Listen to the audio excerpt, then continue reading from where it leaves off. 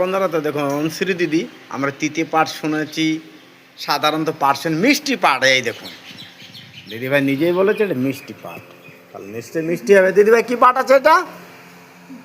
মিষ্টি পাঠ। আচ্ছা দেখলেন এই পাঠটা আমাদের এখানে নতুন আবাদ করেছে, এটা আমাদের এখানকার পাঠ নয়, এটা ওই জাপানি পাঠ।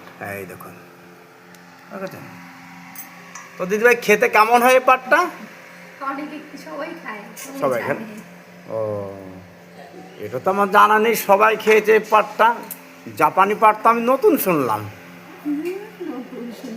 তো মিষ্টি পাট আবার কোথায় হয়েছে আমাদের এখানে?